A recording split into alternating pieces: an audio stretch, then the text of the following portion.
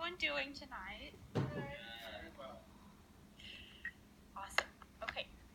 So would it surprise you all that just by having the presence of color, I have some little statistics for you guys, that comprehension would be increased by 70%, learning would be increased by 50 to 68%, and reading by 40%.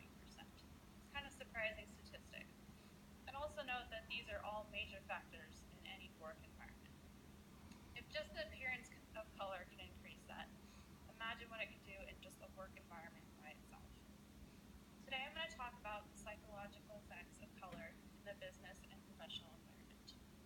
We're going to go over the four primary colors of red, blue, yellow, and green and their main effects. Then I'm going to talk about how these colors can lead to productivity, and then finally how these colors can make a sense of calming and also feeds into the productivity.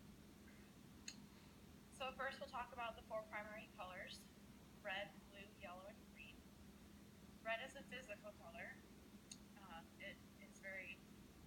It's very capturing, and it also is true, it raises your pulse. Blue is an intellectual color that increases just overall comprehension of things, and it's also a very calming color. Yellow is the emotional color. It increases optimism and a sense of creativity. And finally, green is a color of balance. It's also a soothing color. It gives people a sense of openness, kind of like in the environment. Now, of course, all these colors both have positives and negatives to them. Some of the positives that I already have touched on is red. Again, it increases your pulse, makes you very aware of things. It's very eye-grabbing. Blue is very calming, and it just kind of makes you aware of everything to kind of absorb comprehension. Yellow, very positive, very creative. And then green, which is also a soothing color, kind of reminds you of the environment. Now for the negatives, red can be seen as being aggressive and demanding, as blue can also be seen as down, like maybe someone's sad.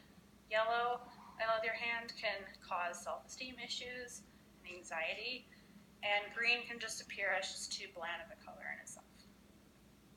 So now that we've gone over some of the main primary effects of these colors, we're going to look at how they tie into being productive, which is mainly for the workforce and tying into our statistics. So first we come back to reading, which is increased by 40% by color.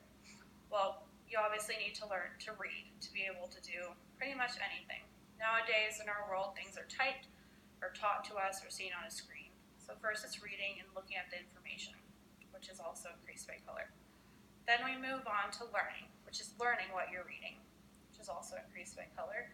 And finally on to the main part of comprehension, which is probably the biggest factor in our professional environment today. Being able to comprehend things such as rules, the basics, all the way to comprehending your job and how to carry out those actions. And colors provide productivity in different ways. You could have a red computer that someone could look at, and that could cause it. Then you could also have maybe a yellow rug, and it just may spark some creativity in somebody. So all of these things cause overall productivity with these colors. And now we'll move on to the final point of the calming effects that they have, which can also lead into overall productivity. Obviously, green and blue are the main parts of the calming colors, but they all have their own factor.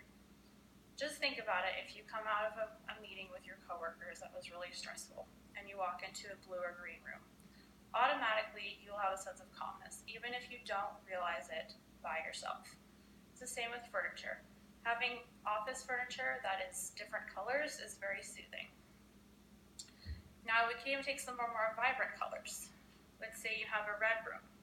That's going to spark your initiative and to be more motivated. Now we all know that we're more stressed when we have a lot of things hanging over our head. So being able to be motivated to do things by such as a red color, we decrease some of that stress and become more calm. Then we look at blue, which is already calming as itself, and then we're able to have an open mind and think about what we have to do and get all our tasks done. Yellow could be used as having something more creative and being optimistic and having more positive outlook on things, which is a good thing for the whole atmosphere, and also can make a more calming scent, which makes everyone get along better, and just have things run more smoothly. And then we finally have green, which also reflects the color of wealth. As it may seem, many people are driven by money in the professional environment. So having green around the office may not be a bad idea, such as plants or maybe just a picture frame. But green can also help that as well. And also people that are tied to the environment may have a little sense of that as well. So they all increase, calmness goes in hand with productivity, which all these colors can do together. So after talking about my main points, the main colors and their psychological effects, their pros and cons, how they increase productivity and calmness together, it leads you to the conclusion of this speech. When I started off this topic, I've always been interested in psychology, and I thought the psychology of colors would be very interesting because it's something that is presented in our everyday lives. I noticed myself that looking at certain things, I do feel a psychological response. Thank you very much.